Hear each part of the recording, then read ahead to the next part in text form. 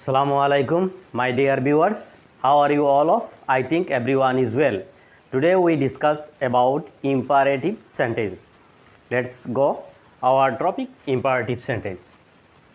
What is an imperative sentence? একটি imperative sentence বলিতে আমরা কি বুঝি? An imperative sentence is a sentence. Imperative sentence এমন একটি sentence that gives যেটা আমাকে দেয় a order, a command, a advice and a request. Imperative sentence আমাদেরকে আদেশ, উপদেশ, advice and request অনুরোধ বুঝাইতে পারে।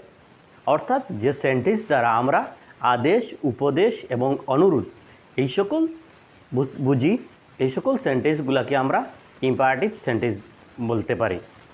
তাহলে আমরা ইম্পারেটিভ সেন্টেন্সের এক্সাম্পল, ফিচার্স অ্যান্ড স্ট্রাকচারগুলো আমরা যদি দেখি তাহলে আমরা ভালোভাবে বুঝতে পারবো। তাহলে প্রথমে আমরা দেখি features of imperative sentence. Imperative সেন্টেন্সের বৈশিষ্ট্যগুলো। ইম্পারেটিভ সেন্টেন্সের প্রথম যে বৈশিষ্ট্যটা থাকবে সেটি হলো গিয়া you subject always silent. You subject imperative সেন্টেন্সে যেটা থাকবে মানে সাবজেক্ট যেটা সর্বদা এটা সাইলেন্ট থাকবে। Second, verb base always present form. এই ইম্পারেটিভ সেন্টেন্সের যে মেইন ভার্বটা থাকবে সর্বদা প্রেজেন্ট ফর্মে থাকবে। Imperative sentence can be used with exclamation mark and full stop. Imperative সেন্টেন্সে কোনো সেন্টেন্সে এক্সক্লেমেশন মার্ক মানে এক্সক্লামেটরি সেন্টেন্সের যে মার্ক সাইনটা থাকবে এইটা থাকবে, আবার ফুল স্টপটা থাকবে। মানে বেশিরভাগ ফুল স্টপ কখনও এক্সক্লেমেশন মার্ক দ্বারা থাকতে পারে। 4, imperative sentence can be used let. Imperative সেন্টেন্সে লেট ব্যবহার থাকবে। তাহলে আমরা এক্সাম্পলগুলো দেখি। নাম্বার 1, আমি এখানে অর্ডার, কমান্ড, রিকোয়েস্ট এবং অ্যাডভাইস সেপারেট করিয়া আনছি, তবে এটা সব তার প্রপারলি হতেও পারে, আবার চেঞ্জিং হইতে পারে। আমরা ডিসকাস করলে এটা আমরা উপলব্ধি করতে পারবো। তাহলে দেখি, ক্লোজ দ্য ডোর, দরজাটি বন্ধ করো। গেট আউট, বাইরে যাও। এই কথাটা আমি অর্ডারের মাধ্যমে অর্ডার ওয়ার্ডের মাধ্যমে আমি আন্ডারলাইন করে রাখছি। এখানে ক্লোজ দ্য ডোর, দরজাটা বন্ধ করো, গেট আউট, বাইরে যাও, এটা অর্ডার হিসাবে ধরে নিতে পারি। কিন্তু এইটাও আবার কমান্ডও হতে পারে। কখনও কমান্ড হবে, আবার কখন অর্ডার হবে, আমরা নিচেরগুলো দেখলে ভালো বুঝতে পারবো। Don't touch me. আচ্ছা, ফিচারের সাথে আমরা একবার পরিচয় হই। ক্লোজ দ্য ডোর, এখানে close verb 1, close verb 1, the door object, subject you. এখানে দেখো ইউ সাবজেক্টটা, এখানে ইউ ক্লোজ দ্য ডোর, তুমি দরজাটা বন্ধ করো, এই কথাটি বলতে পারতো, কিন্তু ইউ এখানে যেহেতু ইম্পারেটিভ সেন্টেন্সের one of the feature is you subject always silent. You সাবজেক্টটা সর্বদা সাইলেন্ট হবে, এটার কোনোটা ইউ সাবজেক্টটা নাই। স্টার্টিং হয় ভার্ব বেস ফ্রম 1 থেকে, মানে প্রেজেন্ট ফর্ম থেকে। Close the door, get out, এটাও এখানেও ইউ সাবজেক্টটা নাই, ভার্ব অবজেক্ট। ঠিক আছে, এগুলো আবার অর্ডার আন্ডারে পড়ছে। ডোন্ট টাচ মি, এখানে ডোন্ট টাচ মি দিয়া একটা এক্সক্লেমেশন মার্ক, যেহেতু আমরা পাইছি we can use with exclamation mark and full stop. উপরটা তো আমরা ফুল স্টপ ইউজ করছি, নিচেরটা তো ফুল স্টপ, এটা এক্সক্লেমেশন মার্ক। বি কেয়ারফুল, সাবধান, এটাও এক্সক্লেমেশন মার্ক। এটা মার্ক এখানে আবার মানেটা হইল, আমি এখানে লিখছি প্রভিশন বা ওয়ার্নিং। আমরা জানি যে আমরা গাড়ির যখন আমরা রোডে দিয়ে চলাফেরা করি তখন গাড়ির কিছু কিছু সাইনবোর্ড আছে এরকম থাকে, আর এখানে এরকম এক্সক্লেমেশন একটা মার্ক থাকে রেড কালারও, মানে এটা ওয়ার্নিং মার্ক, ওয়ার্নিং। ঠিক এইরকম যে ডোন্ট টাচ মি, এটা তাকে ওয়ার্নিং দিছে, তুমি আমাকে টাচ করবে না, দিস ইজ মাই ওয়ার্নিং, এরকম আর কি। বি কেয়ারফুলি, সাবধান, মানে কোনো একটা ঘটনা হইতে পারে, তোমার ওয়ার্নিং দিয়ে রাখছে। এটা প্রভিশন হতে পারে, মানে নিষেধ হতে পারে, ওয়ার্নিংও হতে পারে। যত এবং আমরা এক্সক্লেমেশন মার্কগুলা এই ওয়ার্নিং বা প্রভিশন এরকম সেন্টেন্সের শেষের দিকে ইউজ করতে পারি। পরবর্তীতে যাই কমান্ড। কমান্ড মানে গম্ভীর আদেশ। আমরা জানি যে সচরাচর যে বড় কেউ যদি ছোটোকে আদেশ দেয়, তো এরকম সাইজে বড় এবং সাইজে ছোটো এরকম নয়, মানে র্যাঙ্কে বড় হইতে হইব। এরকম কেউ বড়, কেউ যদি ছোটো, কেউ কোনো কাউকে যদি আদেশ করে এটা কমান্ড হিসাবে দেখবে, মানে গম্ভীর আদেশ, যেটা আমরা মানিয়া চলতেই হবে, দিস ইজ বাধ্যতামূলক। আচ্ছা, command get out into the office room.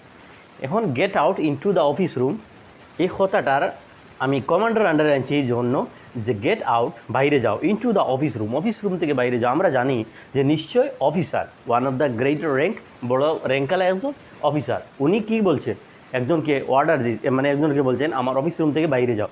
নিশ্চয় in this sentence is like a command, because এই সেন্টেন্স বড় একজন অফিসার, এই অফিসারে অর্ডার দিয়েছেন। এই তো আমি এখান থেকে যদি না যাই হয়তো আমাকে পানিশমেন্ট করবে, বা যেটার হয়তো জেল হইতে পারে, এরকম যে ভাব থাকবে, এরকম থাকলে এটা কমান্ড হয়। Don't smoke, go to, don't smoke, smoke মানে ধূমপান করবে না।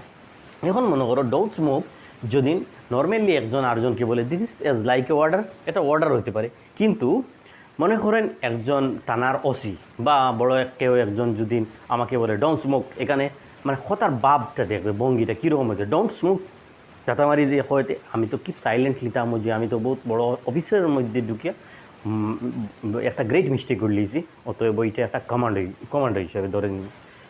গো টু ওয়ার্ম, এখন গো টু ওয়ার্ম মানে যুদ্ধে যাও।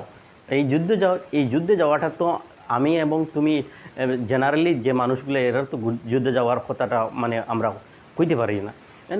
মনে করো এই সোলজার ডিপার্টমেন্টের একদম বড় কমান্ডার যখন কমান্ড হলো, এই কমান্ডারের ওয়ার্ডের সাথে আমরা যেটা সংযুক্ত মানে ওয়ার্ড সিমিলারিটি আছে, তখন বড় একজন কমান্ডারে সোলজারটা কইল যুদ্ধে যাও। এই যাওয়াটা এটা মানে বাধ্যতামূলক, মানিয়ে চলতেই হবে, তার না গেলে তো হবেই না, যার কারণে এটাও একটা কমান্ড। তাহলে আমরা দেখলাম যে কমান্ড শব্দ যেটা, সেটা হইল গিয়া আমরা বাধ্যতামূলক মানতেই হবে, না মানলে হইবে না। আর ক্লোজ দ্য ডোর বা গেট আউট, এগুলো বড় অফিসার বা বড় র্যাঙ্কর কেউ যদি বলে, বা আইনজীবী বলে, লয়ার্স কেউ যদি বলে, এটাও অর্ডার হয়ে যাবে। কিন্তু অর্ডার আর কমান্ডের মধ্যে দিস অনলি দ্য ডিফারেন্স। তাহলে যাই আমরা next, request, help me please, সাহায্য করো আমাকে। আমরা জানি এই কথাটা বলতেও যে হেল্প মি প্লিজ এরকম বলতে পারবো না, যে পোলাইটলি নর্মালি আমরা বলতে help me please, kindly give your books please, lend me some money, এরকম হইতে সময় আমরা মানে স্লোলি, যেহেতু আমি মজবুরি, যেগুলো মজবুরিতে এরকম পোলাইটলি বা নর্মালি কাইন্ডলি প্লিজ ইউজ করা হয়, এগুলো রিকোয়েস্টের আন্ডারে পড়ে। Help me please. তারপরে consider the red colour, consider the red colour. For example আমার মনে করো স্কুলে আমার ইউনিফর্ম ব্ল্যাক কালার, আমি রেড কালার লিয়ে গেছি, কি আমি হেডমাস্টারের মাঝে মাঝে your colour why you come here in your red colour লিয়ে তুমি কেন আসলে, গো। তখন আমি কনসিডার মানে তার কাছে আমি প্রার্থনা করলাম যে please consider the red colour. এখানে প্লিজ না লাগাইছি, কিন্তু কনসিডার দ্য রেড কালার এটা এই সেন্টেন্সটার সেন্স দেয় যে আমি দুর্বলতার দিকে আছি। সো রিকোয়েস্ট সেন্টেন্স এরকম থাকবে। অ্যাডভাইস মানে উপদেশ যেটা ভালো লাগে করা হয়। যেমন ধরো ড্রাইভ স্লোলি, গাড়িটা ধীরে ধীরে চালাও। নিশ্চয়ই গাড়িটা ধীরে ধীরে চালাও যে আমাদের সেফ লাইফ থাকে। ডোন্ট ড্রিঙ্ক এনি ওয়াটার, যে কোনো জল পান করবেন না, কারণ জল যে কোনো পান করলে আমাদের স্বাস্থ্যের জন্য ক্ষতিকারক হতে পারে। অ্যাডভাইস আর একটা হইল গিয়া don't it over food it করবে না, মানে অতিরিক্ত খাওয়া যাবে না। অতিরিক্ত খেলে আমাদের ফ্যাটি বাড়বে, মানে স্বাস্থ্যের জন্য ক্ষতিকার হতে পারে। যেগুলা একজন ডক্টর দিতে পারে, তোমার বাবাও দিতে পারে, মাও দিতে পারে, যে কোনো একজন দিতে পারে, যে সেন্টেন্সগুলো আমাদের ভালোর জন্য বলে, এইগুলোকে অ্যাডভাইস বলে। তাহলে আমরা বুঝলাম ইম্পারেটিভ সেন্টেন্সের অর্ডার, প্রভিশন বা ওয়ার্নিং আর কমান্ড, এই তিনটা একই সেন্টেন্সের একই আন্ডারে পড়ে যায়, রিকোয়েস্ট অ্যান্ড অ্যাডভাইস, যেটা order, command, advice and request আমরা বুঝলাম। তাহলে আমরা দেখি স্ট্রাকচার। ইম্পারেটিভ সেন্টেন্সের স্ট্রাকচারগুলো এরকম থাকে, কোনো সেন্টেন্সে ভার্ব ওয়ান থাকবে, অবজেক্ট থাকবে বা সাবজেক্ট থাকবে বা আদার ওয়ার্ডস থাকবে। এইটা এক্সাম্পল দিতে গিয়ে আমরা এখন যেমন ধরো ক্লোজ দ্য ডোর, এখানে verb one and object, other word এখানে দেওয়া হয়েছে না। আমি বলতে পারি close the door in the office room বা ইন দ্য ক্লাসরুম বা ইন দ্য স্কুলস, এরকম বলতে পারি। মানে আদার্স ওয়ার্ড আমি এখানে অ্যাড করলাম না, আদার্স ওয়ার্ডগুলো থাকবেই আলাদা। এখন আমি ভার্ব সাবজেক্ট কখন দিতাম পারি, যেমন আমি কইতাম পারি যে গো গো উইথ রাজু বা go to Raju Raju read Raju gives read এরকম এরকম কইতাম পারি, মানে সাবজেক্টটাও থাকতে পারে।